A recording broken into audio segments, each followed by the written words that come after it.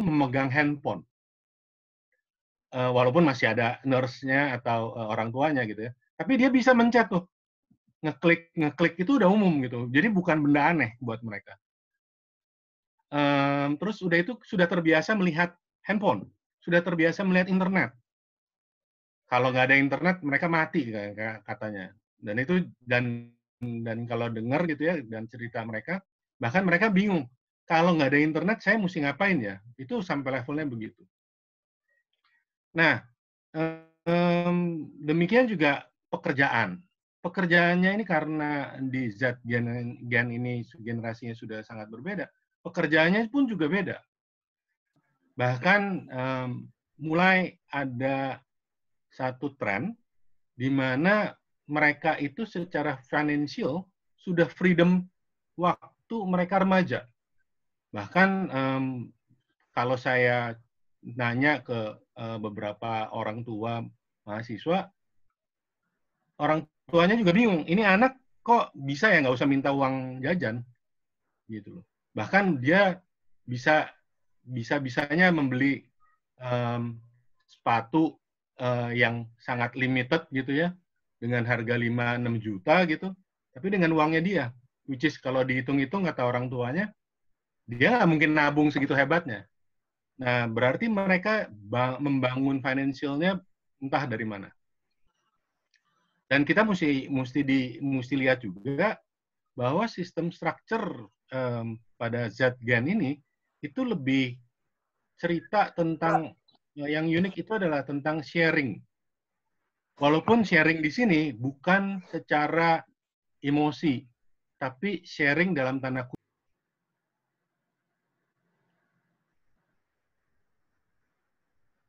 Tapi empatinya hitung-hitungan istilahnya kalau saya suka bilang gitu. Contohnya begini, mereka akan menaruh uang, berani menaruh uang di sebuah perusahaan fintech, kalau perusahaan fintech itu mau bekerja untuk atau membiayai finansialnya petani. Itu berani mereka taruh. Itu yang agak unik buat saya.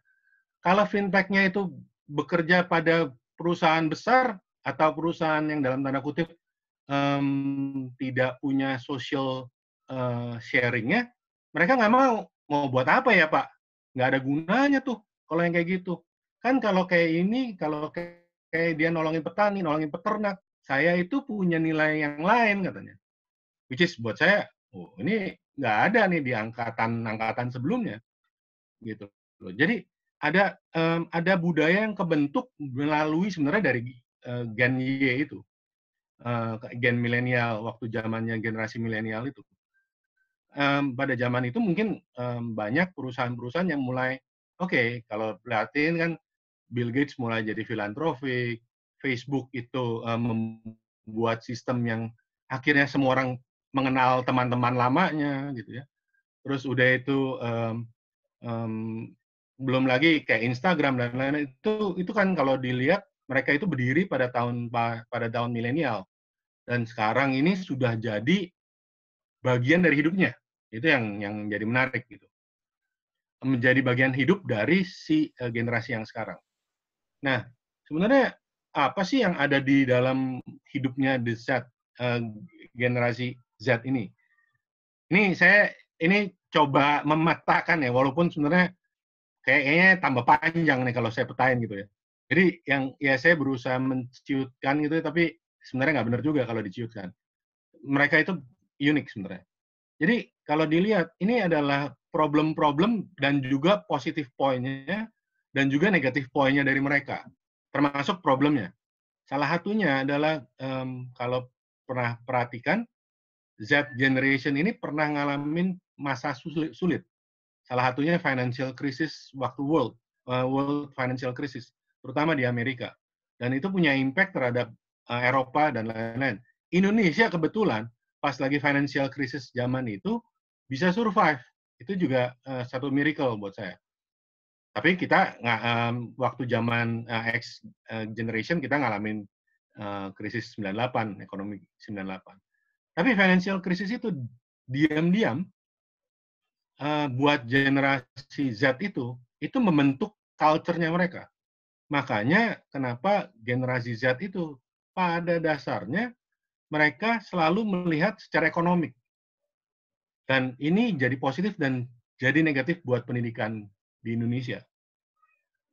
Nah, ada lagi yang menarik, pandemic itu new things, yang which is buat saya pasti akan, gila-gilaan berubahnya gitu, dan cara berpikirnya juga berubah.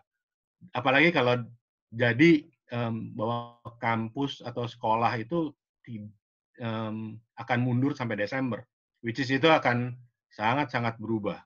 Dan saya percaya sistemnya kita itu, manusia itu kalau sudah lebih dari 6 bulan, maka mereka akan adjust, mulai beradaptasi dengan sistem yang sudah mereka build sendiri. Akibatnya ketika nanti kalau Desember misalnya mulai masuk lagi, atau, Januari tahun depan kita mulai masuk lagi, pasti banyak lagi, hal-hal yang mesti di-adjust. Itu, efeknya dari pandemic ini nanti. Tapi, mmm, poin yang lainnya kita mesti lihat gitu ya. Misalnya contohnya lagi bahwa generasi Z itu sangat teknologi adaptable. Semua teknologi paling baru pasti mereka bisa beradaptasi. Nggak mungkin tuh tidak bisa beradaptasi. Apapun mereka bisa beradaptasi. Tinggal sekarang menurut mereka cocok nggak untuk mereka. Nah, itu yang pasti. Terus apapun mereka akan nyari di internet. Apapun, mau mulai dari masak tahu, sampai jualan pakaian, sampai belajar matematik. Belajar apapun semua di internet. Bahayanya adalah ketika kalau filteringnya jelek. Jadi belajar matematiknya saya pernah ada satu kasus gitu ya. Um, Lucu juga sih itu ada temen gitu anaknya belajar matematik ternyata selama ini yang dipelajari matematiknya agak kacau sehingga gurunya bingung. Ini anak kenapa ya cara ngitungnya seperti ini sampai dipertanyakan. Kebetulan anak SD itu. Jadi orang tuanya ditanyakan gitu, kenapa ya dia sampai ketemu cara menghitungnya lain gitu dari yang diminta sama sekolah. Which is itu positif negatif kita nggak tahu. Karena sekolah ngerasa ini rule-nya nggak benar. Tapi anak itu bilang, di internet semua lakukan itu. Nah, orang tuanya yang mabok. Udah itu. Itu satu. Kedua, saya punya teman, rekan. Tiba-tiba WA saya, Dana, apa itu SketchUp? Saya lagi bingung. Ini orang hidupnya di dunia financial, orang tua, maksudnya orang tua yang hidup pekerjaannya hidupnya di financial, tiba-tiba nanya ke saya, Dana, SketchUp itu apa? Saya lagi bingung. Emang lu mau bikin rumah? Refleks nanya gitu. Enggak, ini gurunya minta anak-anaknya kebetulan anak kelas 6 kalau nggak salah. Diminta suruh mendownload SketchUp dan suruh membuat denah rumah katanya. Sebuah rumah. Sampai orang tuanya gimana cara belajarnya? Terus saya bilang, udah buka internetnya gampang kok itu SketchUp. Tapi tiba-tiba saya lagi mikir, anak kelas 6 SD suruh bikin rumah. Ini maksudnya apa ya kok sekarang sudah bergeser sampai segitu jauh? 10 tahun yang lalu saya pernah bertanya kepada guru di SMA, kenapa you mengajarkan AutoCAD 10 tahun yang lalu di sebuah sekolah internasional gitu. Kenapa AutoCAD menurut Anda penting? Oh penting katanya. Kenapa? Karena di AutoCAD itu ada logic yang mereka harus pelajarin dan dikombin dengan visual, which is buat saya menarik buat saya. Kenapa ya kok bisa mikirnya begitu? Apa iya anak seorang SMA kelas 1 itu mesti begitu? Itu membuat geometri mudah, Dana. Oh, oke, I see. Ya, ya waktu kalau zaman saya sekolah namanya ilmu ukur ruang itu siksaan batin gitu ya buat beberapa teman-teman saya.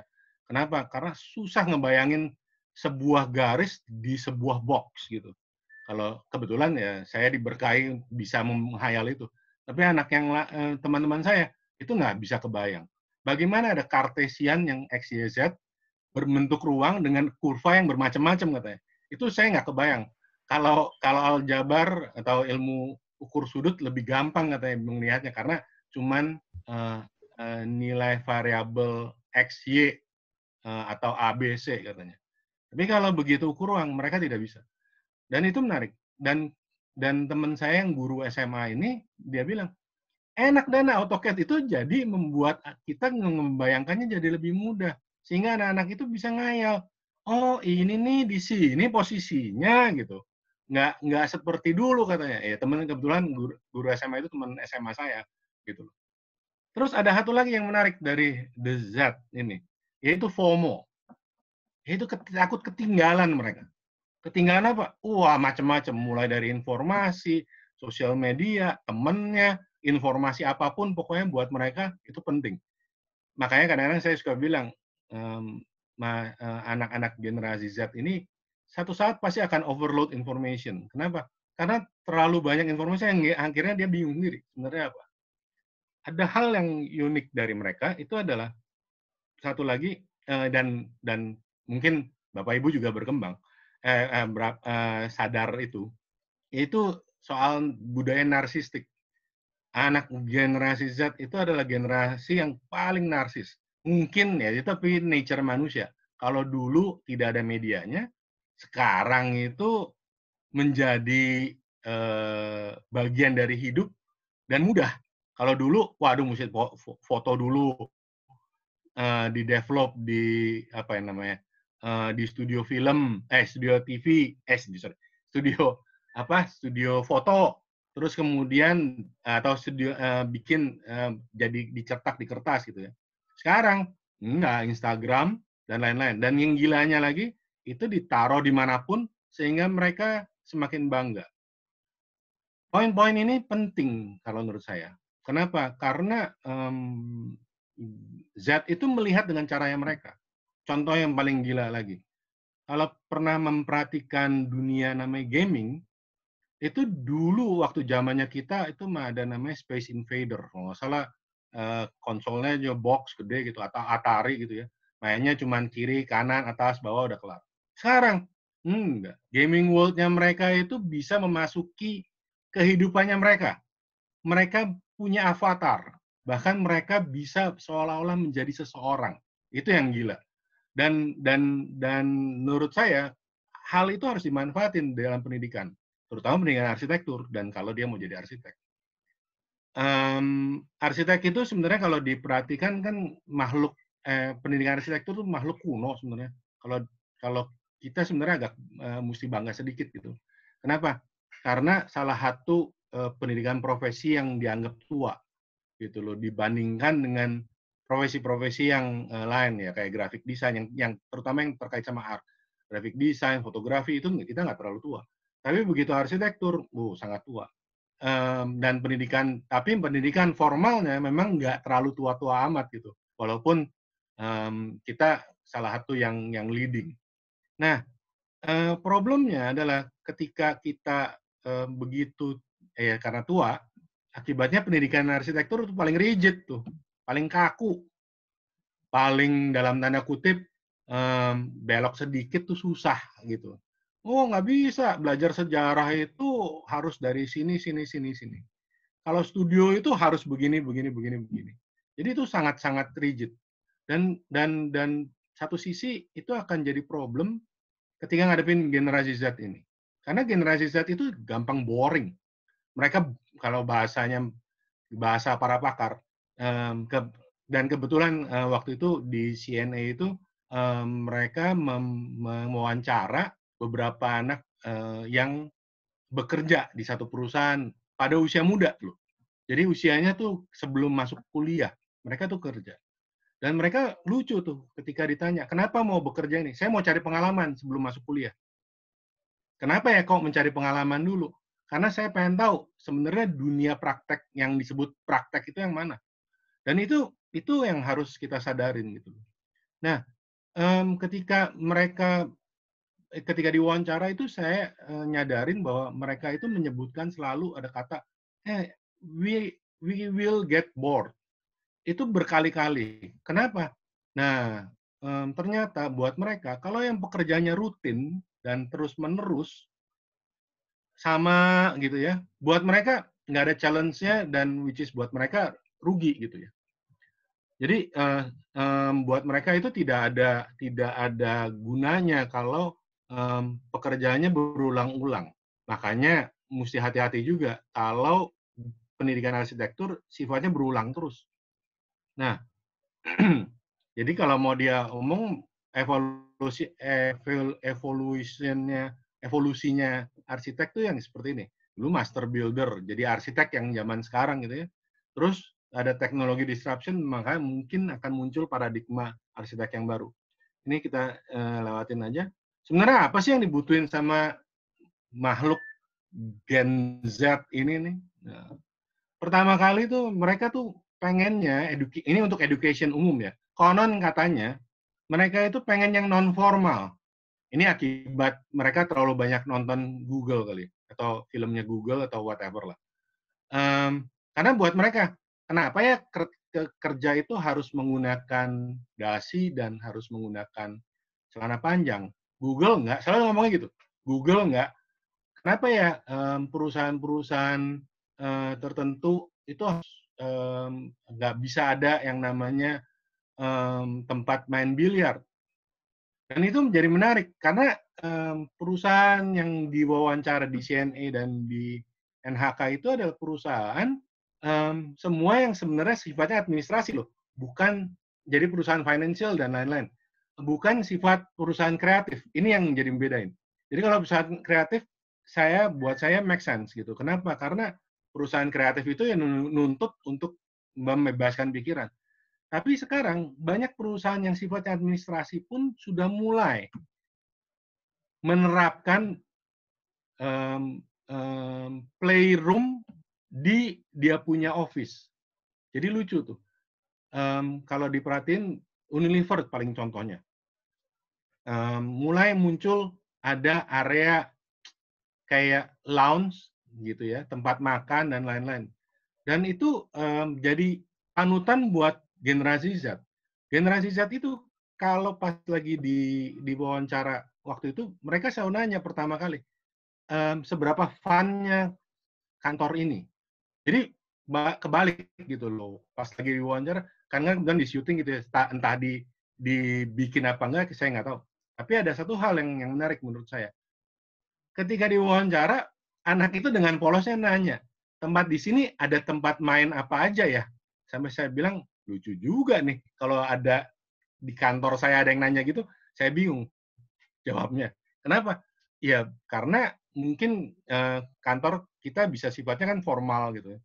Nah, anak itu ternyata menanyakan itu karena buat mereka, kalau lagi jenuh, bisa nggak saya keluar dari kantor ini sebentar? Apa saya harus selalu di belakang meja? Itu yang pertanyaan-pertanyaan mudah dan kadang-kadang susah. Boleh nggak saya mempunyai laptop sendiri? Itu yang pertanyaan yang buat saya kalau dulu, aduh zaman generasi milenial aja mungkin nggak berani nanya itu. Tapi sekarang generasi Z itu mungkin nanya. Terus kemudian mereka itu selalu melakukan eksperimen. Jadi kalau diwawancara bosnya gitu ya, waktu itu mereka bilang, oh eksperimennya tuh berkali-kali, bahkan karena kebetulan anak itu posisinya itu sebagai asisten dari bosnya, jadi si bosnya biarkan aja. Coba kamu eksperimen tentang market kayak apa sih? Coba kamu eksperimen kalau kita ini apa? Ya dimanfaatkan gila-gilaan sih sebenarnya. Cuman jadi lucu. Kenapa kok kamu berpikirnya gitu? Nah, mereka itu bilang, kalau enggak saya bosen. Gitu loh. Jadi buat mereka itu. Terus kemudian mereka selalu, ya itu tadi, experience itu penting buat mereka. Nah, kemudian ini sih sebuah proposal, sebuah apa ya, sebuah pemikiran aja. Mungkin sebuah kampus sekolah arsitektur itu sudah mulai saatnya mengganti nature-nya. Walaupun mungkin banyak yang nggak setuju juga pasti. Karena paling susah itu adalah bagaimana nature sebuah universitas berubah. Karena kebetulan architecture education itu selalu posisinya di universitas. Contoh yang paling berat itu tentu kurikulum. Kurikulumnya kita itu kalau diperhatikan dari tahun ke tahun, itu semakin lama semakin rigid yang di Indonesia. Tapi kalau perhatiin, Bapak, Ibu perhatiin di universitas-universitas di Amerika, which is buat saya bukan juga contoh yang baik gitu ya. Di Inggris gitu ya. Itu kalau diperhatiin mata kuliahnya sebenarnya short dan kecil. Tapi memang kalau diperhatiin next-nya, kalau kita buka lebih lanjut, itu ternyata banyak mata kuliah yang dalam tanda kutip mahasiswa itu harus ambil, tapi in the form of non mata kuliah gitu loh, bukan kelas biasa gitu loh. Nah, kebetulan kampus saya waktu itu kampus yang dalam tanda kutip bukan sebesar Columbia dan lain-lain.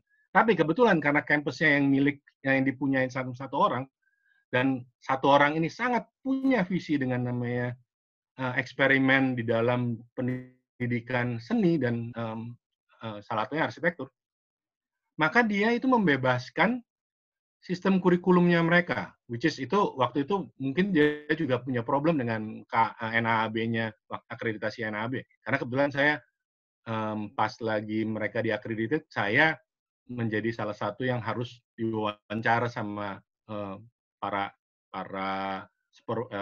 para asesornya NAAB. Itu mereka mempertanyakan, kok you punya mata kuliah dari sekian banyak untuk S1 itu dikit sekali ya, gitu ya. Karena kebetulan MIT masih panjang waktu itu. Terus kemudian Yale juga masih panjang. Yang mulai agak gelo Harvard, tapi Harvard nggak diakreditasi masalahnya waktu itu.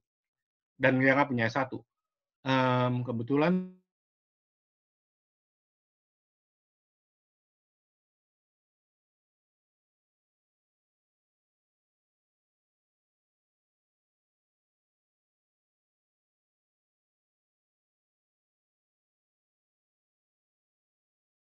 mereka percaya pada waktu itu, NAB percaya bahwa kalau dengan yang Anda taruh gitu ya, kurikulum yang ditaruh itu mungkin bisa membentuk perilaku seorang arsitek yang dengan baik. Nah, kalau di zaman generasi Z ini yang sangat-sangat eksperimen, sangat-sangat mau nyoba segala, dan kebetulan kalau ditarik gitu ya, kampus saya juga sewaktu itu pernah melakukan hal yang dalam tanda menurut saya ini agak gila gitu. Kenapa? Karena di semester awal mereka itu anak-anak semester 1 itu disuruh bikin bangunan dalam tanda kutip. Jadi benar-benar suruh ngebor, suruh ngedrilling, suruh motong, suruh nyusun satu space gitu ya, dengan scale 1:1 gitu ya. Mereka harus enjoying yang namanya construction dalam tanda kutip kalau di kita mungkin 3-4 mata kuliah sekaligus di-embedded di satu tempat. Dan judulnya lucu, itu namanya kalau nggak salah Design One gitu, cuman tulisannya gitu ya, Architectural Design One. Jadi benar-benar isinya seperti itu. Dan kalau ditarik ke generasi Z, harusnya hal yang kayak seperti ini mungkin akan jadi menarik gitu loh. Kenapa? Karena buat generasi Z, mereka pengen tahu kayak apa sih kalau ngedrilling ya, kayak apa sih kalau memotong kayu ya, kayak apa sih kayak kalau nyusun bata ya gitu ya. Mungkin hal itu menjadi itu, dan mahasiswa itu diajak untuk apa ya, menikmati pekerjaannya. Problemnya adalah kalau ini ditarik dengan kondisi harus mesti belajarnya blended, itu yang mesti hati-hati. Atau full online.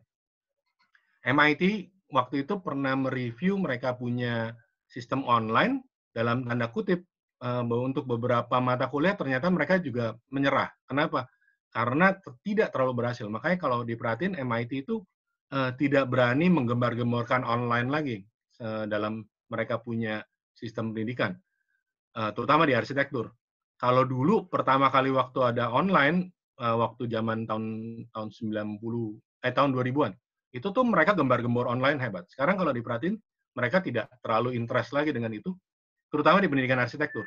Karena mereka agak worried banyak pendidikan di studio itu hilang.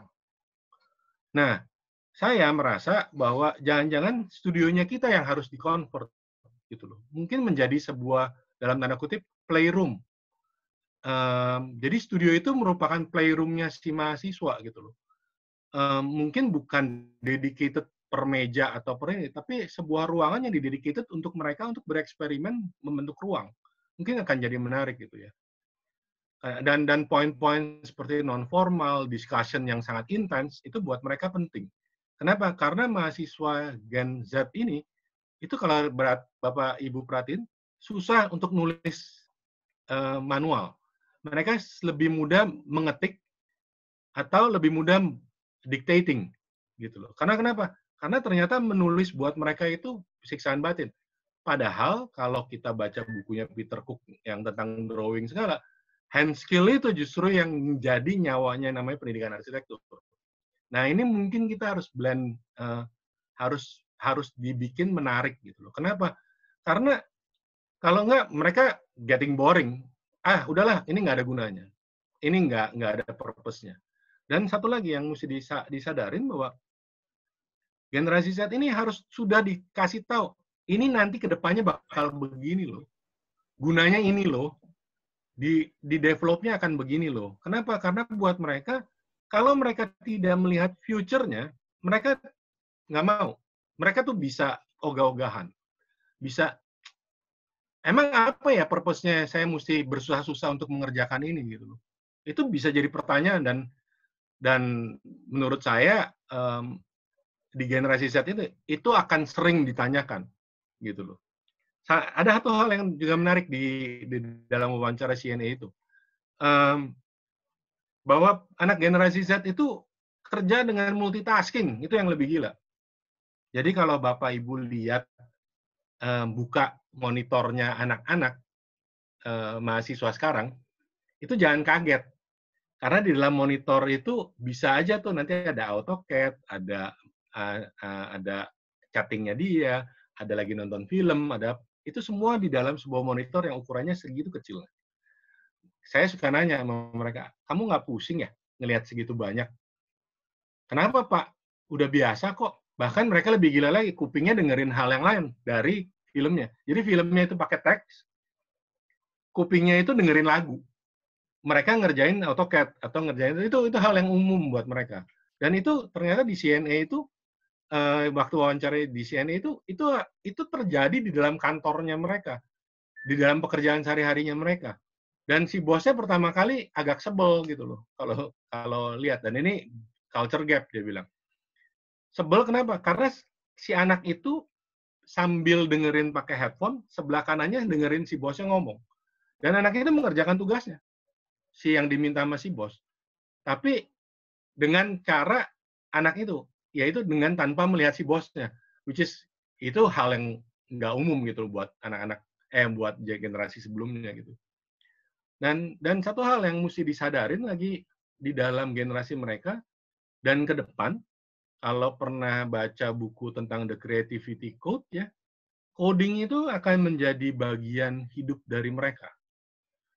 Nggak ada yang mereka tidak bisa codekan, dan itu akan menjadi apps itu akan jadi semakin mudah dan semakin user friendly, dan seperti kita nanti akan bisa mengcustom apapun. Makanya anak generasi Z itu buat mereka customization itu penting. Poin nilai individualnya itu penting. Buat mereka itu miliknya saya. Makanya saya suka bilang generasi Z itu hati-hati karena mereka sangat me time, sangat me banget gitu loh. Poin lagi yang lagi mesti menurut saya mesti diperhatikan pada generasi Z ini adalah soal multi dan cross disiplin. Arsitektur, thanks God, sudah selalu terkait dengan itu. Pekerjaannya selalu multi dan cross disiplin. Kita nggak pernah in depth in satu hal, tapi kita harus belajar banyak gitu ya. Dan kita sudah dibiasakan untuk cross culture macam-macam ini. Tapi yang menarik itu ada lagi nih, ketika multi dan cross disiplin ini diangkat ke atas, pertanyaannya adalah perlu nggak dia ditarik keluar dari arsitektur kemudian dimasukkan lagi? Nah ini yang mesti saat ini kayaknya generasi mereka perlu dilakukan itu. Contohnya itu ada lagi nih, misalnya perlu nggak kita mengajarkan tentang hubungan ikan sperm whales gitu ya, paus gitu ya, dengan karbon, masalah karbon dan arsitektur gitu loh. Relationship-nya seperti apa? Dan itu mungkin akan jadi menarik buat generasi Z ini. Kenapa? Karena empatinya diangkat, di satu sisi mereka suruh ngelihat tentang namanya zero carbon itu seperti apa. Di satu sisi mereka harus ngelihat namanya arsitektur culture itu seperti apa. Di satu sisi mereka harus melihat bahwa itu punya relationship dan punya efek yang kompleks terhadap uh, um, terhadap dunia ini gitu. Itu yang penting. Dan saya juga ngerasa ada satu lagi yang mungkin ini menjadi kalau anak itu mau jadi arsitek. Dan kalau menurut saya hal yang dalam tanda kutip perlu disadarin dan selalu diajarkan itu adalah bukan diajarkan, harus diaplikasikan. Itu adalah etik sebagai arsitek. Jadi kalau saya suka mikir, sebenarnya sekolah arsitektur tuh dari dulu tuh tujuannya apa sih? Ya kalau saya selalu bilang, harus jadi arsitek. Ketika lulus dia nggak jadi arsitek, itu urusannya kedua. Kenapa? Karena ternyata setelah saya survei di berbagai negara dan ngobrol dengan berbagai teman-teman, lucu juga sih. Mereka semua yang pendidikan arsitektur selalu bilang, in average, Dana, kalau satu sekolah kedokteran itu 80-98% itu menjadi dokter, kalau arsitek kebalik. Ya, justru dari 2% sampai 10% itu menjadi arsitek. Di Amerika, dulu saya tidak mengerti, kok kenapa ya sekolah begitu kejamnya gitu ya. Kok jadi arsitek cuma 2 sampai paling banyak 20% katanya. 20% itu pun juga berat. Biasanya itu cuma 10% arsitek. Ternyata di Amerika itu ada kontrol terhadap profession. Jadi AIA di Amerika itu agak kejam sebenarnya dalam tanda kutip ya. Walaupun mereka tidak vulgar bilang bahwa oh ini dikontrol. Mereka mengontrol dari mulai mahasiswa sampai output yang dikeluarkan. Jadi itu dikontrol. Makanya kenapa yang jadi arsitek dikit gitu. Bukan karena mereka tidak mau jadi mahasiswa itu tidak mau jadi arsitek. Mereka bilang selalu, Dana, kita ini arsitek, kita tidak bisa hidup sendirian. Kita butuh orang yang berpikir secara arsitek juga. Nah, kita harus menciptakan yang manusia yang bisa berpikir secara arsitek, tanpa dia harus jadi arsitek. Dan itu yang membuat satu negara maju, dia bilang. Kalau semuanya di bisnis, nggak akan bisa. Arsitek itu selalu hidup dengan planning. Makanya ada bagusnya sekolah arsitek nggak apa-apa. Sekolah arsitektur itu banyak nerima mahasiswa nggak apa-apa katanya. Tapi output yang jadi arsitek memang harus sedikit. Kenapa? Karena memang selected. Yang lainnya harus bisa think like an architect. Itu yang buat ya teman-teman di AIA dan di RIBA itu bisa ngomong seperti itu. Waktu itu saya bingung kan. Ini maksudnya apa ya? Tapi setelah saya pikir-pikir benar juga ya. Bisnis kita kan nggak mungkin hidupnya di cuman satu hal gitu. Andai kata kalau semua orang bisa think like an architect, mungkin dunia ini akan ceritanya lain. Mungkin ya. Saya rasa itu Pak Yohanes paparan saya. Oke Pak, terima kasih banyak. Langsung kepala puyeng gitu kan. Karena bukan hanya yang akan kita hadapi yang harus kita pelajari, makhluk seperti apa The Z ini, tapi juga ke diri kita sendiri kan. Kita harus memperbaiki sajian atau menu kita terhadap mereka. Ini yang mungkin perlu dipikirkan bersama dan menjadi menjadi kepedulian kita bersama. Oke, saya coba bacakan aja Pak, ada beberapa pertanyaan nanti bareng dengan Pak Denny. Ini Pak Denny juga akhirnya bertanya. Kebetulan ini saya mencoba duet supaya tidak bosan dengar suara saya saja. Ada Pak Denny juga yang akan membantu saya untuk membacakan pertanyaan dari beberapa teman-teman. Pertama dari Bu Yasri. Pak Dana, karakteristik Gen Z yang dinamis dan ingin merasakan experience pretend as arsitek, ada strategi learning proses yang bagaimana menurut pengalaman Bapak? Waduh. Terus terang aja, kalau ditanya sudah ada provennya, terus terang aja generasi Z-nya aja baru mulai masuk ke universitas ini tahun-tahun sekarang. Jadi ini semua serba ngeraba-raba terus terangannya. Tapi saya ngelihatnya gini, ini kasus juga sih. Jadi saya ketemu teman-teman yang punya company gitu ya. Mereka tuh nanya ke saya, Dana, kok sekarang kayak ada tren baru ya? Kenapa ya? Saya sampai tiba-tiba bingung kan. Iya, sekarang kok company kami selalu banyak anak-anak yang lulusan SMA minta untuk bisa magang. Mereka bingung katanya. Kenapa ya? Emang SMA-nya minta magang? Terus udah itu jadi pertanyaan juga buat mereka. Yang lucunya katanya, sudah lulus katanya, lulus SMA. Jadi buat mereka, kok sudah lulus SMA terus magang dan kenapa mereka nggak nyari sekolah ya? Itu jadi menarik sih buat saya. Nah, experience ini memang kayaknya ada satu generasi Z ini mulai mereka build sendiri karena mereka baca. Jadi kayaknya memang kita mesti punya strategi bagaimana caranya agar kita bisa deliver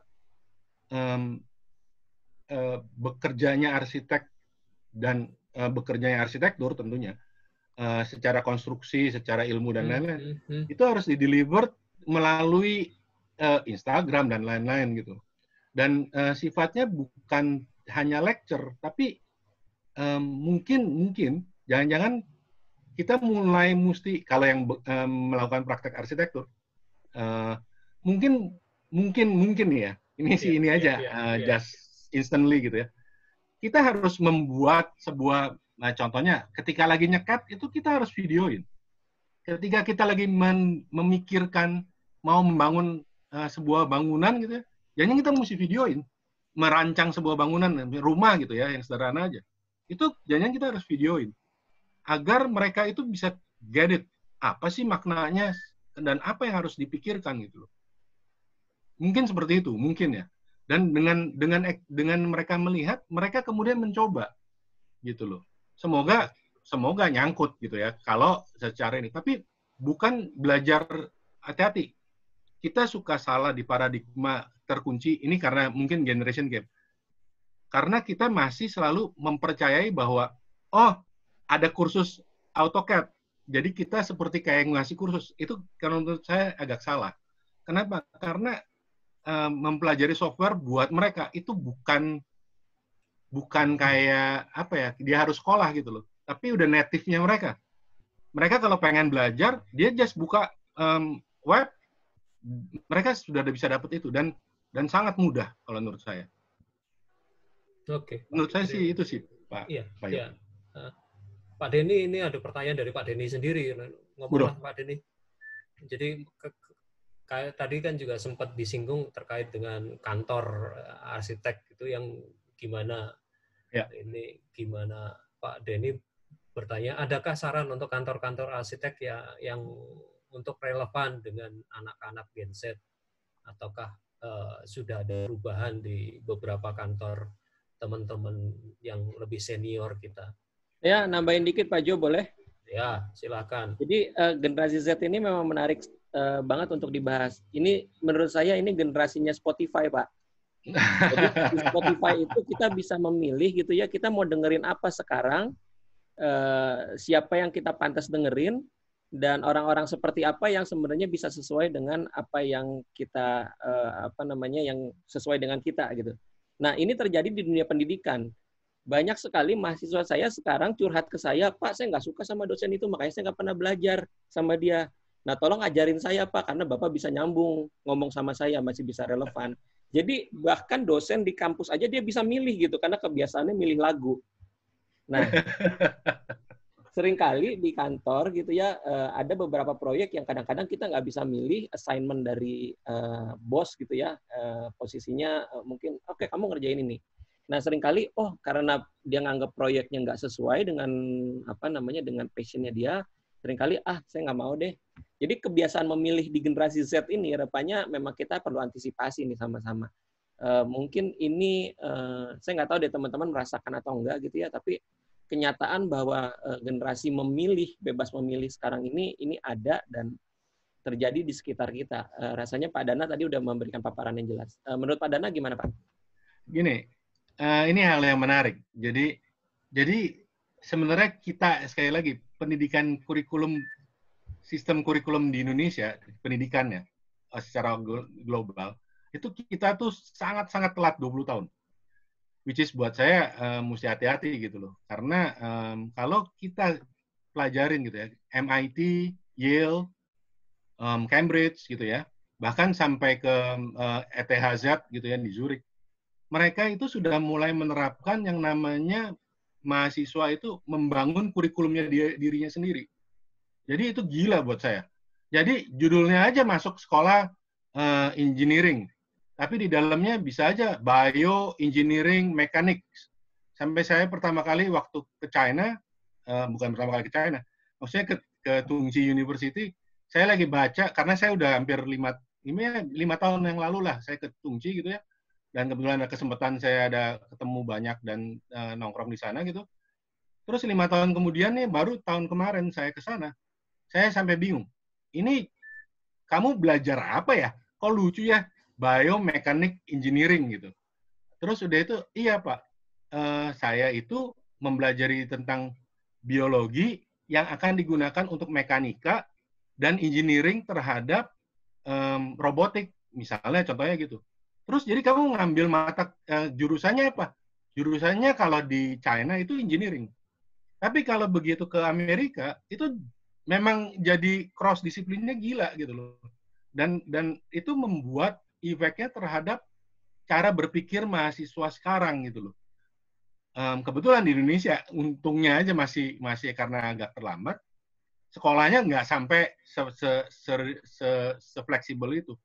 Mereka itu kalau diperhatikan, kita ini masih bersyukur karena kita jelas, oh jurusan arsitektur, terus apa gitu. Nah kalau kayak di Amerika, ke Houston ya, itu ada namanya jurusan Outer Space Architecture Engineering. Sampai saya bilang, itu belajar apa? Itu buat nanti kalau mereka sampai kita jadi pergi ke Mars. Sampai saya bilang, itu belajarnya gimana? Atau outer space. Jadi dia bisa aja bikin station satellite gitu ya untuk di inhabited, tapi di dalamnya itu ada arsitekturnya, ada engineeringnya, ada biochem-nya, ada macam-macam tuh. Jadi mereka tuh udah mikirnya sampai sudah seperti itu. Dan itu di jurusannya apa? Jurusan arsitektur. Teman kita gitu ya, sampai bingung. Kok kenapa ya jurusan pariwisata ada arsitektur? Itu di Cambridge. Bisa-bisanya ya pariwisata ada di arsitektur. Di Indonesia dipertanyain anak itu. Kesian. Pulang dari sana ke Dikti, ini kok fakultas pariwisata, kok sekolahnya arsitektur? Nah, bingung kan? Saya ketawa-ketawa ya tuh waktu itu. Karena waktu itu juga banyak orang dari Dikti nanya gitu. Ini maksudnya apa ya? Kok kenapa begini ya di Universitas? Sampai saya bilang, ini gimana sih orang Dikti kok bisa dalam tanda kutip agak tidak terbuka gitu ya. Dan lebih gila lagi ketika ketemu Mas Menteri gitu ya directly, dan dia terang-terangan ngomong, Indonesia ini yang namanya pendidik kurikulum kenapa ya sangat rigid ya. Saya itu sampai bingung gitu. Dan buat Mas Menteri, kebingungannya dia itu adalah kenapa ya si anak itu dipaksa untuk belajar satu hal yang which is itu tidak akan applied di dalam pekerjaannya. Apalagi di kasusnya dia itu adalah soal entrepreneur gitu loh. Soal ilmu ekonomi. Itu ilmu ekonomi itu nggak akan bisa digunakan kecuali dia jadi saintis ekonom katanya. Kalau enggak ya nggak akan pernah dipakai gitu. Nah, di pekerjaan juga begitu. Kita mesti hati-hati gitu loh. Benar, kayak Spotify. Mereka memilih menaruh apa yang dia suka di custom sama dia. Mereka punya judul ceritanya, kemudian disusun, ya udah itu yang dia nikmatin gitu loh. Dan memang customization itu jadi penting. Dan menurut saya hal ini yang mesti disiapin sih. Itu aja sih menurut saya, Pak Yo. Semoga Oke, bisa jawab. ya nggak apa-apa Pak. Kita tambah bingung juga tambah asik Pak. Kan jadinya berpikir itu. Nyambung Pak dengan yang tadi, ini ada pertanyaan dari Pak Wiraguna. Kira-kira ke depan pendidikan arsitektur itu jadi multidimensi atau bahkan multidisiplin atau seperti apa Pak? Kira-kira Pak?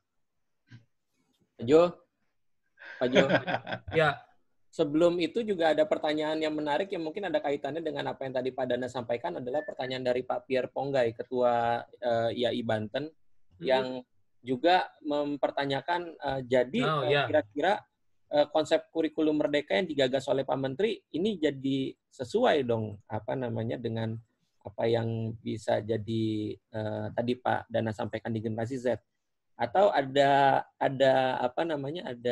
kristalisasi konseptual nggak dari wacana ini, atau gimana sih kelanjutannya obrolan dari Pak Menteri tadi?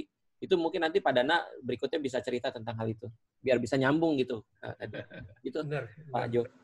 Iya, jadi ada konteks kebijakan Kampus Merdeka, kemudian perkembangan pendidikan arsitektur, dan pendidikan katakanlah yang tadi cukup didiskusikan yang sebelum ini kaitannya dengan profesi arsitek, gitu loh Pak. Kira-kira gimana Pak Dana? Kalau gini, kalau menurut saya profesi arsitek itu dalam tanda kutip ya, dia akan sebagai profesi, jelas gitu profesi arsitek. Dia akan terikat dengan etika, dia akan terikat dengan pertanggungjawaban ke publik, itu udah basicnya, udah pasti. Kemudian dia juga harus bertanggung jawab terhadap masalah-masalah kehandalan bangunan dan lain-lain. Basically sebenarnya kan kalau profesi arsitek selain dia merancang itu kan sudah kelar. Dianggap semua orang pasti bisa yang sekolah arsitektur pasti bisa akan merancang arsitektur. Next-nya itu adalah bahwa mereka harus punya ethics, yang which is itu yang etik profesi yang harus selalu ditekankan. Kedua, bahwa mereka itu ketika sudah punya ethics, maka mereka harus belajar, bukan punya ethics duluan, tapi mereka juga harus belajar yang namanya bertaungjawaban publik. Nah ini yang jadi menarik gitu loh. Indonesia itu masih kakinya dua. Karena arsitek itu masih dianggap, oke, kalau gue disuruh tanggung jawab segitu besarnya, ruwet juga ya, gitu. Tapi di satu sisi, gue juga mau dong, kita harus punya ini, independensi dan macam-macam. Itu satu sisi. Nah, jadi kalau ditanya, arsitek harus multidimensi dan segala, sudah pasti. Itu bukan multidimensi lagi. Nggak tahu apa namanya gitu, mungkin lebih dari multi kali. Itu nasibnya jadi arsitek tuh, kalau menurut saya. Tapi itu jadi uniknya kita punya profesi. Kenapa? Beberapa buku kalau pernah baca gitu banyak kritik keras gitu ya, banyak yang menganggap bahwa arsitek itu akan lenyap, profesi arsitek. Kenapa? Karena dianggap bisa digantikan sama robot dan apps. Apalagi waktu itu BIM muncul, wah itu yang pertanyaan yang paling seru tuh. Saya waktu itu sampai saya bilang kenapa ya mesti takut dengan BIM ya? Saya bilang nggak usah takut, BIM itu mesti dioperate kok dan harus ada arsiteknya. Dan kalau tidak nyadarin bahwa posisi arsitek itu di mana, maka dia itu ya akan lenyap. Nah, saya bilang nggak akan pernah bisa tergantikan namanya arsitek dari dulu sampai sekarang. Kalau saya sih percaya bahwa arsitek tidak mungkin digantikan dengan robot gitu loh. Yang digantikan sama robot apanya? Proses gambarnya. Saya percaya itu. Yang semuanya rutin itu pasti bisa digantiin dengan apps dan AI. Itu pasti dilakukan. Makanya jangan jadi yang biasa. Itu yang saya selalu bilang. Kalau begitu jadi yang reguler, ya akan hilang kita. Lenyap pasti. Ilmu arsitektur hilang, arsitek hilang, arsitekturnya pun menjadi yang rutin gitu loh. Dan makanya multidimensi dan multidisipliner sudah pasti itu selalu akan jadi muncul. Terkait dengan pertanyaan Pak Pierre dan tadi Pak Denny sebutin soal kurikulum merdeka. Cocok? Iya. Masalahnya di teknisnya ternyata balik lagi. Ini yang saya agak lucu gitu. Karena kenapa? Karena ternyata Indonesia masih, mohon maaf, ada beberapa, aduh saya jahat juga ngomong kalau ini nggak benar juga. Ya terbuka aja lah. Bahwa ada beberapa kita punya punggawa pendidikan pendidik gitu ya, itu masih ternyata sangat-sangat percaya bahwa sistem master itu masih penting. Maksudnya yang sistem rigid dan lain-lain itu buat mereka nggak, kita mesti balik ke yang dulu. Nah, kalau kita baca peraturan Dikbud yang nomor 3 tahun 2020 itu kelihatan gitu bahwa mereka itu takut merubah undang-undang yang which is undang-undang pendidikan itu yang terlalu rigid buat saya, dan itu mengunci banyak hal sehingga akhirnya universitas itu kesian gitu loh. Dia mau mendevelop dia punya sistem aja harus melalui birokrasi yang gitu panjang, which is spiritnya Mas Menteri itu mau dipotong gitu loh. Dan dia selalu bilang ada yang namanya mafia di dalam pendidikan kita gitu loh. Mafia dalam tanda kutip ya. Bukan mafia, kalau mafia maklar itu yang lain-lain. Ini mafia dalam tanda kutip adalah orang-orang yang maunya Indonesia begitu aja, jangan kemana-mana gitu. Dia selalu curiga itu. Which is buat saya ya itulah mungkin culture kita yang agak berat, mesti dirubahnya. Ya, gitu. Itu aja sih, Pak Pierre. Pak Jo. Ini sedikit, mumpung belum tertimpa pertanyaan-pertanyaan lain dari Bu Titin tentang sejarah, mata kuliah sejarah dan teori. Nah, kira-kira masih fit nggak dengan generasi Z?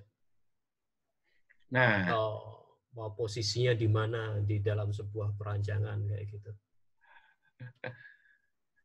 Saya terus terang waktu di Indonesia saya capek dengan sejarah karena zamannya saya ya. Karena zaman saya kan ada P4 lah apa gitu ya yang semuanya berulang-ulang dan terus-menerus cerita tentang sejarah, dan which is sejarahnya itu dalam tanda kutip ini yang menurut saya harus dicamkan di kesejarahan Indonesia dan kesejarahan arsitektur Indonesia. Bahwa kalau kita tuh di sejarah Indonesia itu sebenarnya dalam tanda kutip bentuknya doktrin. Which is, waktu saya ke Amerika, saya kaget dengan yang namanya, wow, this is very good. Kenapa? Karena di situ ada satu hal yang membuat saya terenyuh. Gitu. Which is, waktu itu juga saya pergi ke Tungci, terus ya sempat ke Tungci gitu, ternyata mereka masih kayak Indonesia. Sejarah itu masih agak diikat. Tapi di Amerika, wah, ditanyanya bukan soal sejarahnya, itu yang lucu tuh. Waktu itu saya kebetulan ngambil mata kuliah tentang postmodern. Jadi postmodern dan modernism. Itu mereka lucu. Jadi modernism buat mereka bukan doktrinnya. Dianggap kita sudah oke. Tapi ini juga terkait lagi dengan pendidikan dasar SD, SMP, SMA-nya mereka ya. Jadi waktu itu ada satu hal yang menarik bahwa mereka itu sejarah itu buat mereka itu dipertanyakan dan dikritik melalui sisi yang di luar dari sejarahnya. Itu yang lucu sih. Jadi mereka itu mempertanyakan misalnya gini, modern. Kenapa ya modern itu muncul? Apa kaitannya dengan fluktuasi minyak? Bingung saya. Ini baru tahu tuh karena selama di Indonesia nggak pernah dipelajari. Dan itu ternyata cara belajar sejarah dan teori di sana itu adalah selalu dengan kritik. Jadi mereka itu tidak pernah mempelajari sejarah dan kritik dengan by the book. Booknya dibilang, kan udah ada. You tinggal belajar itu buku. Buka, ngertiin itu buku, kritiklah. Menurut kamu itu apaan? Makhluk jelek, makhluk bagus, makhluk indah, punya wawasan baru, apa yang kamu mau ini? Apa freedom thinking-nya beda? Itu yang membuat saya waktu itu jadi, wah, belajar sejarah lucu ya ternyata. Bukan doktrinasi ternyata. Bukan tahunnya yang mesti dihafalin, bukan tokohnya yang mesti dihafalin. Tapi, di situ kan ada Charles Moore. Menurut kamu apa hubungannya Charles Moore dengan Rafael Moneo? Kenapa dia berseteru? Menurut kamu visionnya apa ya? Dan itu kaitannya sama Universitas Yale apa ya? Mampus nggak loh. Saya bilang, hah? Emang ada kaitannya? Udah nggak ketahuan tuh kalau udah kayak gitu. Dan itu dosennya memang gila sih. Karena mereka harus belajar. Jadi sejarah itu harus dipelajari secara yaitu multidimensi dan multidisiplin. Yang lucu itu, kasus minyak sama modernisme. Apa ya? Itu yang saya bilang, wah berarti kita harus belajar ekonomi sedikit gitu ya. Belajar ekonomi tentang sejarahnya kasus perminyakannya Amerika dengan apa yang muncul di modernisme pada di Amerika itu. Jadi kita harus ngelihat dengan cara seperti itu.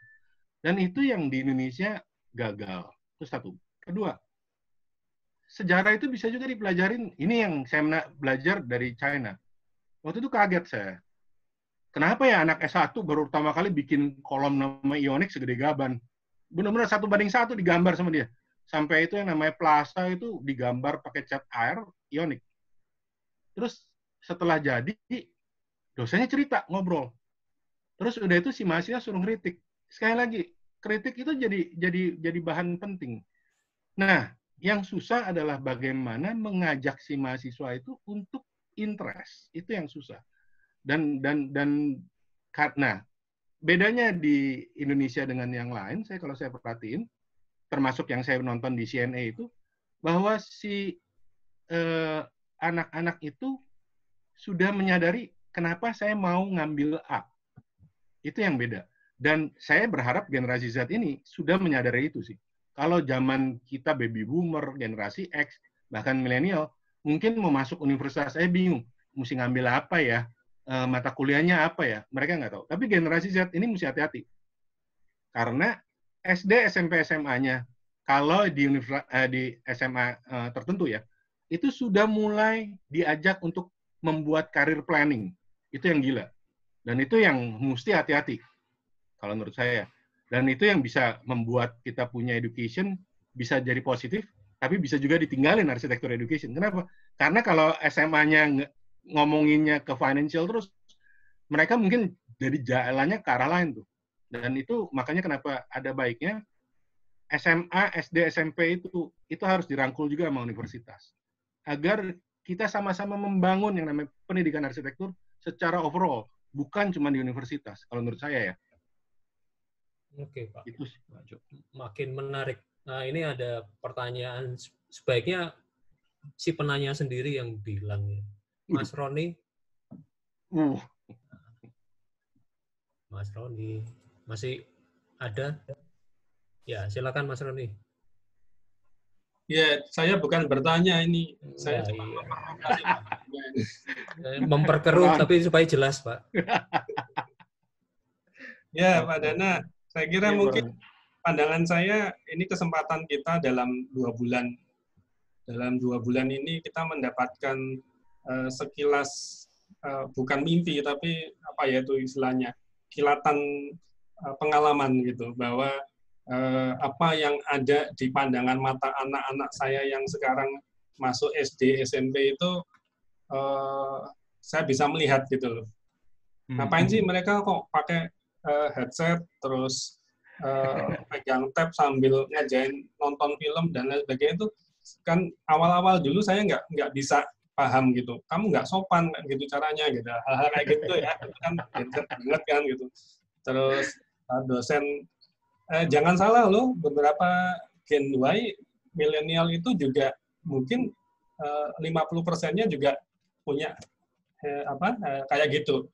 Yeah. Jadi kadang-kadang kalau mereka ikut rapat jurusan gitu ya, tangannya kemana, matanya kemana gitu kan, buat beberapa kita tuh nggak sopan gitu kan. Ya. Tapi begitu rapat selesai, ini Pak udah selesai. Loh, apaan ini? Kok kita yang lain, oke, nanti kita targetnya besok, ini udah selesai gitu. Jadi, wah, ya. Jadi saya sekarang lumayan memahami begitu, dan rasanya mudah-mudahan para tadi Pak Dana menggunakan kata mafia gitu, saya menggunakan kata paguyuban lah ya. Paguyuban ini bisa segera insyaf gitu. Oh ternyata peluangnya arsitektur, pendidikan arsitektur, arsitek di new normal atau kenormalan baru itu mau tidak mau itu tadi, berpikir bukan sebagai arsitek saja, tapi juga bagaimana kolaboratif antar generasi, kali gitu ya, mungkin Pak Dana ya. Iya. Ya, jadi kalau saya perhatiin gitu ya, itu hal yang lumrah kalau si mahasiswa itu punya gadget lebih dari 3 dan mereka buka semua. Lebih gila lagi kalau lihat, saya sih terus terang yang pusing itu matanya. Gimana caranya mereka mengontrol mata mereka untuk bisa ngelihat beberapa informasi sekaligus. Dan itu unik buat saya. Kenapa? Karena kalau secara kognitif ya, kalau kita belajarin gitu ya, apalagi kalau belajar klasik kognitif gitu, ternyata zaman dulu tuh masih percaya bahwa konsentrasi itu adalah cuman ke satu poin. Dan kalau belajar kognitif yang baru, itu ternyata enggak. Generasi yang sekarang ini kognitifnya sudah tidak mengaplikasikan teori kognitif yang lama gitu. Kenapa? Karena multi point-nya mereka itu justru menjadi konsentrasi baru gitu buat mereka. Jadi saya bilang ini lucu juga ya. Ada hal yang buat saya kita harus antisipasi dan makanya akhirnya jangan dipakai format norma gitu loh. Karena kenapa? Kita akan kesel.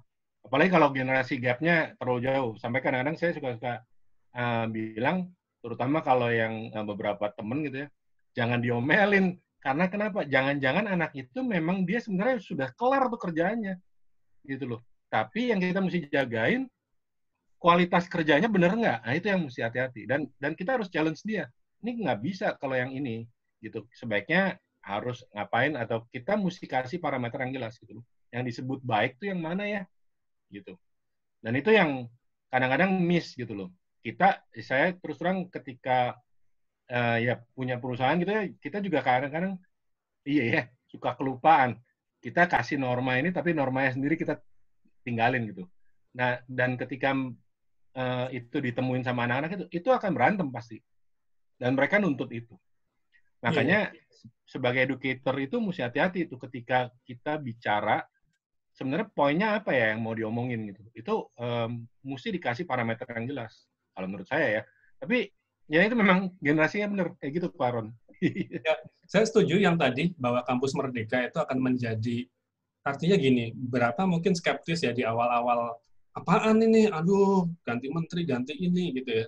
Tapi selalu mungkin perlu waktu ya untuk mencerna gitu dan saya kira WFH beberapa bulan ini membuat kita iya ya bisa multitasking, iya ya bisa webinar satu hari bisa 3 kali webinar, bahkan mungkin multitasking ini saya laptop dengerin ikut rapat, saya isi ikut Padana gitu kan. Jadi apa namanya kita berkesempatan mungkin nanti new normal kita akan balik ke habitat kita di Gen Y atau di Gen X kita masing-masing begitu. Tapi at least paling tidak kita jadi paham gitu bagaimana sih kira-kira. Nah kemarin ada ngobrol Society 5.0 dan bahkan industri 5.0 apa sih nanti bagaimana sih kayaknya bisa sedikit icip-icip di dalam kondisi seperti ini gitu mungkin ya. Iya. Mungkin itu aja Pak Jo. Terima kasih boleh ikut nongkrong di warung ini. Ya, terima kasih Pak Roni. Salam untuk teman-teman di Petra. Beliau mau pamit sebentar lagi karena buka rapat pejabat. Oke, terima kasih Pak Roni. Izin Pak Dana, salam untuk Bapak Ibu semua. Selamat. Ya. Terima kasih Pak. Salam Pak. Terima kasih Pak. Oke. Pak Jo, ada 2 penanya yang ingin bertanya langsung kayaknya. Oh iya, silakan Pak. Yang pertama Bu Yasi. Nanti kita dengerin Bu Yasi. Yang kedua ada Bu Irma juga. Tadi kebetulan nyolek-nyolek saya untuk mau bicara tentang korelasinya anak-anak Gen Z ini dengan pekerjaan di dunia nyata katanya. Jadi beliau akan curhat sedikit.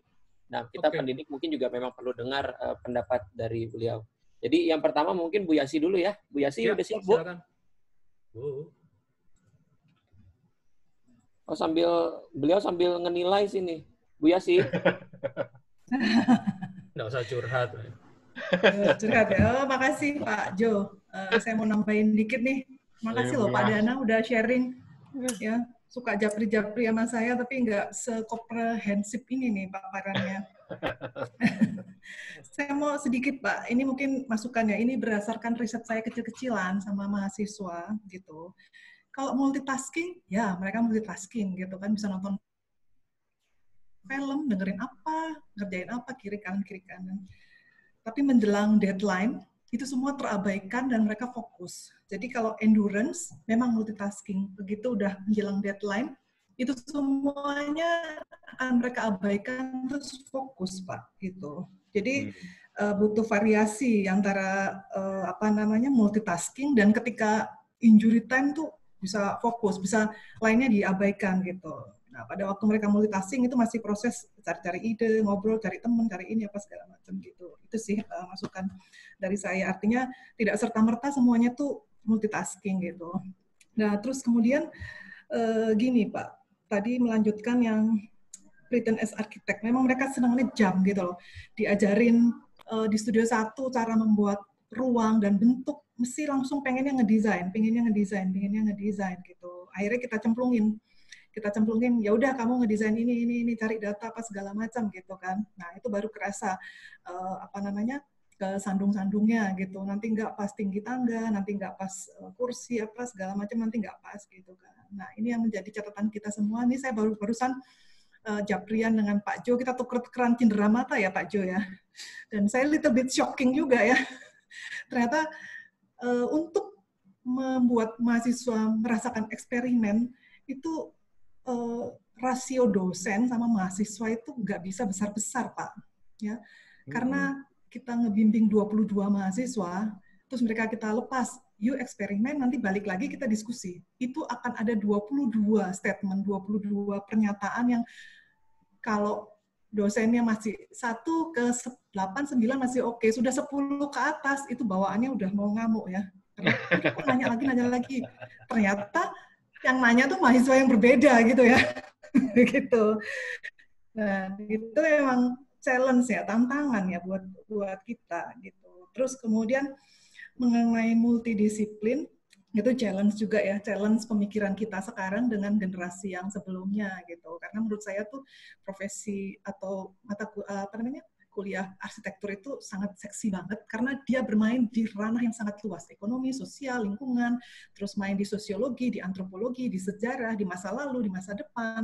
Nah itu seksi banget saya bilang. Jadi potensi untuk bermain dengan multidisiplin itu sangat luas banget ya. Seperti saya sering diskusi dengan Pak Dana juga, di kampus kami juga ada multidisiplin Pak, dan itu setiap kali kita berproses itu ternyata struggle-nya setengah mati. Mahasiswa itu struggle. Saya bilang jadi saya ambil contoh misalnya di kampus kami itu ada mata kuliah Studio 4 dan mata kuliah di perhotelan, how to startup hotel. Jadi mahasiswa perhotelan bikin konsep bagaimana startup hotel, terus dia kasih tugas ke mahasiswa arsitek, nih lu arsiteknya kamu bikinin gitu. Dua-duanya sama belajar, dua-duanya sama kesandungnya, dosennya babak belur juga ya. Tapi kita ingin memberikan pengalaman ke mereka, eksperimennya itu, bertemu dengan multidisiplin lain, dengan perspektif yang berbeda gitu. Nah itu banyak dramanya, banyak curhatnya gitu. Nanti tahun ini kita integrated dengan entrepreneur. Jadi kalau berkenan Bapak Ibu mau saya undang ya, nanti terakhir nanti tanggal 19 Juni itu nanti ada integrated dengan presentasi ke praktisi, nanti praktisinya milih gitu loh. Jadi mereka present as a team, bukan arsitek sendiri, entrepreneur sendiri, tapi satu tim gitu. Dan ini memang babak belur setengah mati ya, tapi buat saya itu pengalaman yang berharga buat mereka. Mereka baru merasakan asiknya setelah lulus, setelah kerja, baru mereka bilang, oh kita udah pernah mengalami ini gitu. Terus, nah mereka pretend itu mereka rasakan, saya arsitek loh, arsitek kan pakai baju hitam-hitam ya, nanti ke kampus nanti angkatan keberapa bajunya hitam semua Pak, mereka merasa arsitek gitu. Nah, itu lucu banget, tapi itu memberikan semangat, kalau saya pikirnya seperti itu, yang memberikan semangat. Nah ini terus kemudian yang eksperimen tadi keren banget Pak, tapi kita punya kendala ya, mungkin Pak Dana punya strategi gimana ya, ini soalnya kan kita mau menghadirkan eksperimen untuk Gen Z. Nah, eksperimen itu dengan lihat lapangan, terus merasakan, menyentuh. Sekarang tuh nggak bisa. Mereka nggak bisa ngelihat lapangan, nggak bisa menyentuh, nggak bisa, ya semua dilihat by internet, itu totally beda banget gitu. Terus ada satu hal yang lucu juga Pak, gini. Jadi kan presentasi harus pakai maket. Nah, mereka curhat dong. Dosennya nggak lihat kenapa bikin maket. Saya paksa bikin maket karena experience ruang, experience bentuk itu bisa kerasa kalau kalian bikin maket. Ternyata pas digambar dan bikin maket baru kerasa skalanya, kerasa oh iya terlalu tinggi, oh iya terlalu pendek, oh iya ini nggak enak ya. Jadi ini challenge ya, tantangan yang luar biasa banget dengan kondisi seperti ini. Dan mungkin juga yang dialami oleh Bapak Ibu yang lainnya yang ada di yang ada saat ini dengan kondisi yang seperti ini, gitu Pak. Itu sih saya pengen nambahin sedikit ya, mungkin bisa memperkaya, saling menyemangatin antar kita, gimana caranya tetap keep spirit untuk generasi-generasi yang sekarang menjadi mahasiswa-mahasiswa kita. Karena totally memang Gen Z itu semuanya loncat-loncat gitu loh. Belum komplain, ilmu ini buat apa? Ini buat apa? Buat apa? Gitu. Dan biasanya setelah berapa tahun kemudian baru mereka bilang, oh yang ibu ajarin dulu begini. Jadi saya ambil contoh, kita ngadain field trip Pak. Karena memang kekuatan dari kampus kami itu kan experience-nya. Experiential. Jadi pengalaman gitu. Waktu field trip tuh, waduh, curhatnya panjang. Karena field trip saya nggak mau pakai bis, nggak mau apa, jalan kaki, pakai transportasi publik, apa segala macam. Dan terus pada saat tahun berikutnya, saya minta mereka jadi narasumber untuk adik-adik kelasnya. Dan mereka bilang, dengan field trip ini kalian bisa merasakan bagaimana transportasi publik yang bagus, bagaimana ruang kota bagian ini. Saya terus terang kaget Pak, karena waktu selesai field trip, saya minta mereka bikin laporan, itu nggak keluar kata-kata itu. Dan setelah saya tanya, baru mereka bilang, ternyata semester berikutnya ini kepake Bu, kita jadi teringat field trip kita. Ternyata pas kuliah ini kepake gitu. Jadi experience itu jadi benar-benar key atau motor yang kuat banget ya buat anak Gen Z. Itu aja sih Pak Dana sharingnya. Thank you Pak. Iya. Terima kasih Bu Yasi. Terima kasih, panjang dan cukup dalam untuk menjabarkan lebih lanjut, menjabarkan permasalahan yang akan kita hadapi. Nah, Mas Denny tadi satu lagi siapa? Yang jelas rasio Pak, rasio dosen. Itu warung sebelah Bu. Warung sebelah ya. Oke. Jangan di sini Bu. Ya, ada satu lagi Bu Irma, mungkin singkat Bu, kita mau dengar masukan atau pendapat dari Ibu tentang apa yang Ibu alami. Terima kasih Bu. Silakan.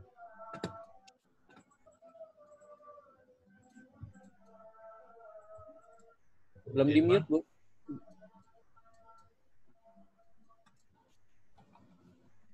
Ya, baik.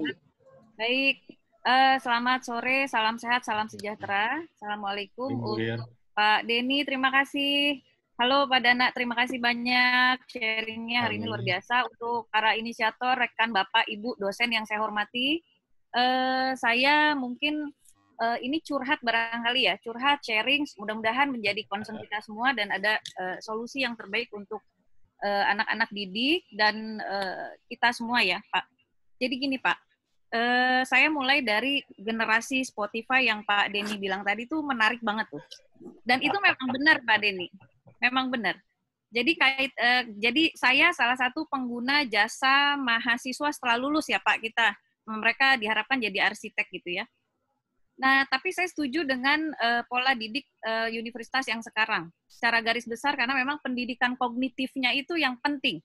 Jadi harus anak-anak itu harus ada loyalitas, kepatuhan, tata tertib, integritas, dan lain sebagainya. Jadi nggak bisa mereka seenaknya generasi Spotify pilih-pilih. Kenapa? Karena di dunia arsitektur, kalau tadi saya bercandaan sama Pak Denny, di dunia nyata, di arsitektur itu related dengan deadline. Kebayang nggak kalau generasi Z ini maunya suka-suka gitu.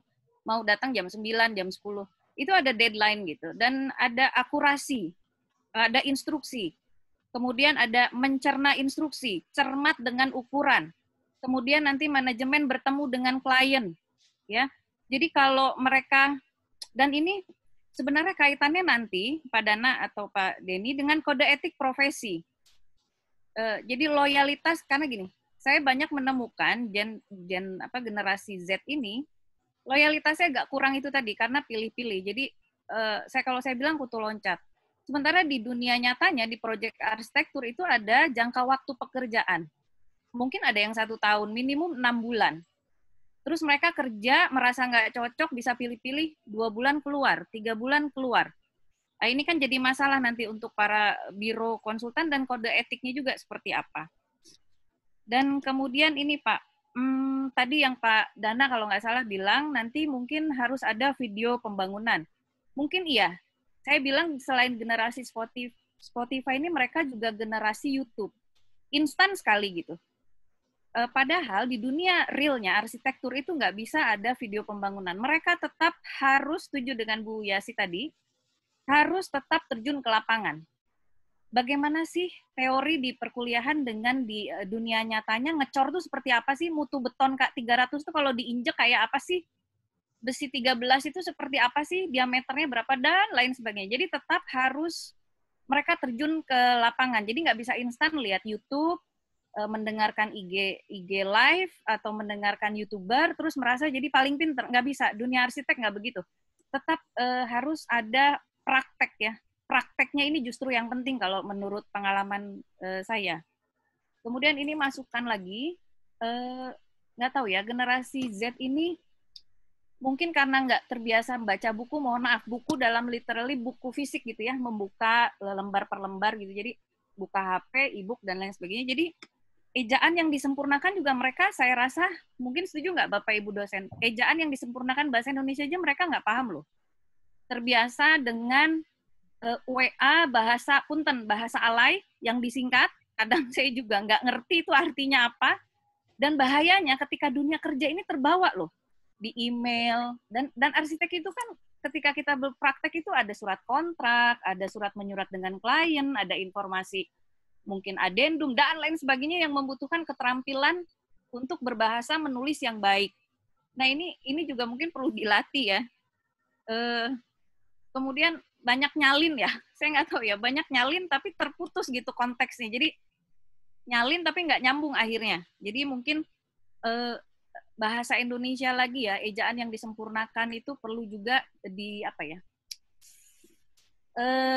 dipopulerkan lagi lah untuk generasi Z ini. Jangan sampai kehilangan identitas kita sebagai bangsa di dalam berbahasa Indonesia yang baik dan benar. Jadi memang harus ada PR luar biasa terutama untuk Bapak Ibu dosen mengawal generasi Z ini. Karena contoh ketika model interior seperti kantornya Google ya Pak Dana itu lagi mewabah, semua kantor tiba di Indonesia ini ingin merubah konsep kantornya seperti Google yang open table. Bayangin, terus terjadi COVID. Sadar nggak itu open table udah nggak laku lagi, Pak? Pada akhirnya kan tetap butuh sekat gitu. Nah, maksudnya kita harus prepare juga. Jangan kita ini terbawa 100% dengan budayanya Gen Z gitu. Tetap kita harus controlling juga, karena nggak semuanya bagus, nggak semuanya juga jelek. Gitu. Jadi kita harus filter, kita harus banyak berdiskusi. Perubahan zaman tuh ya, seperti COVID-19 kan juga tiba-tiba terjadi, kita harus siap dengan perubahan yang baru. Dan saya rasa mungkin ya memang kita harus sering diskusi Pak, sharing pengalaman, barangkali dari situ kita punya wawasan baru atau solusi dan ide yang baru. Tapi memang jujur sebagai pengguna, satu lagi contoh nih, Gen Z saking instannya, setahu saya Pak Dana koreksi kalau salah, kalau lulus sarjana arsitektur itu untuk bisa berpraktek dia ada syarat ketentuan ya Pak Dana. Ikut magang profesi 2 tahun, punya SKA, terdaftar di Ikatan Arsitek Indonesia, dan lain sebagainya. Ya. Dan ini banyak terjadi ketika merasa 3-6 bulan punya pengalaman, tiba-tiba posting di IG. Terima jasa desain. Padahal pengalaman saya, di dunia kerja nyata, arsitek itu 4, Pak. Kita bisa disu sama klien. Pidana, perdata, Undang-Undang ITE, dan YLKI, Yayasan Lembaga Konsumen Indonesia. Contoh, salah masukin data, ukuran aja itu kita kena 4 yang tadi tuh, Pak. Dan ini banyak mahasiswa yang baru lulus, mungkin merasa jago SketchUp atau apa, tiba-tiba posting di IG, terima jasa desain. Nah, ini tuh harus ada edukasi gitu. Edukasi, karena tidak segampang itu ya, memang perlu praktek dan pengalaman. Arsitek nggak lepas, karena arsitek itu profesi. Jadi karena mungkin pola pikirnya instan, jadi merasa lihat YouTube, lihat cara render yang bagus itu seperti apa, terus sementara arsitek itu memang perlu portofolio, perlu banyak pengalaman, tidak bisa instan. Jadi begitulah Pak, kira-kira sharing saya sore ini. mengenai generasi Z. Mudah-mudahan Bapak Ibu dosen yang saya hormati bisa terus mengawal anak-anak Indonesia. Tadi menurut Bu Yasi masih kurang mungkin ya. Oh tadi Pak Denny masih dari satu kelas baru 20% saja. Mudah-mudahan bisa lebih meningkat. Demikian, terima kasih kesempatannya. Selamat sore Bapak Ibu, salam sehat. Terima kasih Bu Irma, luar biasa mengingatkan.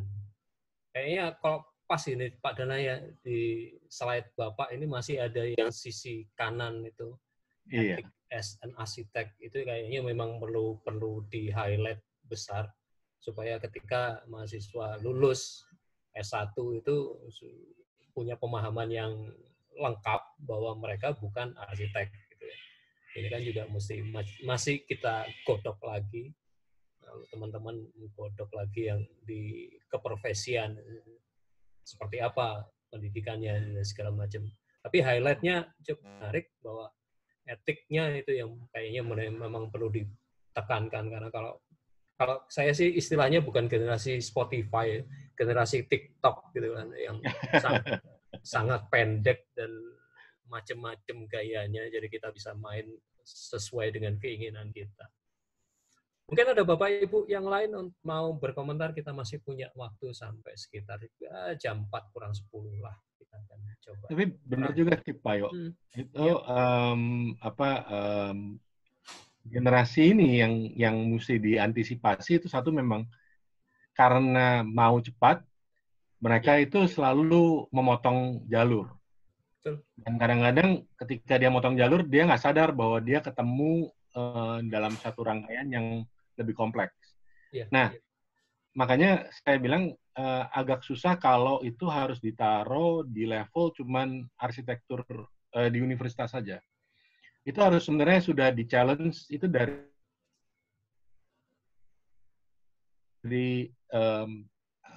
SMA mungkin ya. Level pendidikan menengah bawah itu harus sudah di-challenge.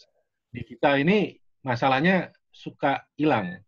Saya pernah dengar ya ini kritik juga dari orang tua gitu ya. Dan which is buat saya ketika saya membuktikan gitu, ketika saya di luar gitu, saya perhatiin iya ya, lucu Indonesia itu satu-satunya, bukan mungkin negara lain juga sih ya, tapi Indonesia ini yang unik adalah gini, kita itu tidak pernah belajar filosofi ternyata, gitu loh. Dari SD, SMP, SMA itu nggak ada. Waktu saya membantu, kebetulan di Amerika waktu itu diminta untuk ngurusin, jadi karena ada pengabdian masyarakat gitu ya, di SD-nya mereka itu ternyata mereka belajar Sokrates sudah. Sampai saya bilang, gila ini Sokrates diajarin di SD, ngapain ya? Tapi lucu gitu. Sokratesnya sama Winnie the Pooh gitu. Jadi, oke. Saya bilang, ini lucu juga nih. Ada cerita-cerita gitu. Jadi, saya yang interest gitu. Saya bilang lucu. Anak itu bisa ngomong gitu, tapi dengan bahasanya mereka ya tentunya. Enggak se-educated banget. Tapi sangat-sangat menarik ketika mereka menceritakan apa sih yang diajarin sama Sokrates gitu lewat Winnie the Pooh. Itu yang lucu. Terus dan itu berlangsung terus tuh SD, SMP, SMA ternyata. Di SMA itu memang lebih complicated, dan ketika di universitas mereka itu filosofi itu buat mereka itu adalah benda umum gitu loh. Mereka sudah tahu, Confucius saya tahu kok. Saya mengerti. Tapi walaupun dia bilang saya nggak terlalu cocok dengan idenya Confucius karena saya lebih prefer begini. Ya, wah itu jeleknya Amerika itu adalah karena kita nggak bisa kontrol, anak itu bisa melihat dengan berbagai macam sisi dan mengkritik berbagai macam hal, dan juga mengencourage kita juga. Bapak coba deh perhatiin kalau ini begini-gini. Jadi saya pikir itu discussion itu yang kita hilang sebenarnya di pendidikan kita. Iya, diskusi one way kan pendidikan kita kan one way aja, Pak. Kalau enggak, bukan hanya one way, Pak, multiple choice, jadi hitung kancing aja. Jadi tiba-tiba lulus gitu kan, repot. Tadi bilang Sokrates di anak SD dan Winnie the Pooh, persis di belakang, mungkin lihat, ini Breakfast with Socrates itu kan, saya tiba-tiba dapat di Periplus itu kan juga lucu. Iya. Sarapan dengan Sokrates, sarapannya berat banget. hipertensi ini bisa-bisa. Tapi menariknya bahwa sebenarnya yang dipelajari di bangku sekolah dasar sampai ke atas kan harus tahu seperti apa dasarnya dan segala macam. Dan Gen Z itu sering mempertanyakan itu kan Pak Dana? Betul, betul. Mempertanyakan gunanya apa? Kemudian bahkan pernah suatu kali di mata kuliah saya, karena sudah cukup dekat dan dia pembimbing akademiknya saya gitu, dia tanya ngadep saya setelah saya kuliah, Pak, saya boleh tahu nggak rubrik penilaiannya? Sehingga ketika saya lulus di mata kuliah Bapak, saya dapat A itu karena apa? Padahal baru pertemuan pertama gitu kan. Tapi cukup menarik buat saya bahwa mereka fair gitu loh. Kalau dapat, ini kan produkmu seperti ini dan mereka fair gitu loh. Itunya enak banget gitu, ngomongnya. Kan ya kadang tergagap-gagap kita Pak dengan hal itu. Karena merasa ditodong. Loh, iya, kaget juga gitu loh. Kadang di tengah semester Pak kan saya sudah berhasil yang ini Pak. Apa yang kurang? Ya harus pinter-pinternya kita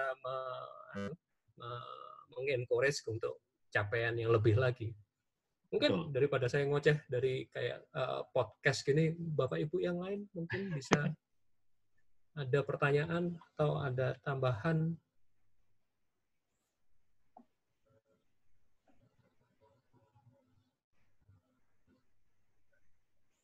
Oke, sepertinya cukup nggak tahu tertampar atau terbenam atau karena lagi. Iya, ini jujur Pak, grup ini karena ada beberapa keresahan Bapak Ibu dosen yang ya seperti saya ungkapkan tadi di awal, sama-sama kebingungan, sama-sama galau. Kalau saya mengistilahkan sama-sama buta, ya sudahlah, kita saling bergandeng tangan, kita nyebur bareng-bareng. Nanti ada yang selamat, yang menolongi yang lain, kan seperti itu Pak. Karena kan yang satu kondisi pandemik ini yang benar-benar merombak cara kita mengajar biasanya, plus tadi paparan Pak Dana adalah kita juga berhadapan dengan tanda kutip generasi yang cukup unik, yang mereka sebenarnya nggak perlu kampus sih sebenarnya, karena semuanya sudah ada di internet dan mereka hanya perlu, katakanlah, mohon maaf kalau saya agak kurang ajar, mereka hanya perlu kertas kadang di kampus. Tapi itu yang mungkin perlu kita benahi dalam pendidikan kitanya, modelnya, metodenya, kemudian capaiannya dan segala macam. Terima kasih banyak Pak Dana untuk semuanya. Kalau memang tidak ada yang mau ditambahkan dari teman-teman, Bapak Ibu dosen, mungkin bisa kita tutup. Terima kasih luar biasa sharingnya Pak Dana. Mohon maaf kalau mengganggu waktu dan kesibukan Bapak yang luar biasa. Senang berbagi. Thank you. Nanti mungkin kalau lain waktu atau Bapak berkenan, nanti kami akan masukkan Bapak di grup untuk lebih lanjut diskusinya. Kalau Bapak tidak kerepotan dan segala macam. Nggak kerepotan. Saya welcome aja. Terima kasih banyak Pak. Terima kasih Bapak Ibu yang lain yang sudah bersedia nongkrong di waktu siang ini, yang sebenarnya ini kan jam ngantuk Pak ya. Jam ngantuk, dan ada beberapa Bapak Ibu dosen yang sedang puasa, selamat menjalankan ibadah dan mempersiapkan buka puasanya. Terima kasih Pak Dana, terima kasih teman-teman semuanya. Bapak Ibu sekalian, selamat sore. Selamat sore, terima kasih semuanya sudah mendengarkan. Oke, ya saya tutup diskusi ini. Terima kasih.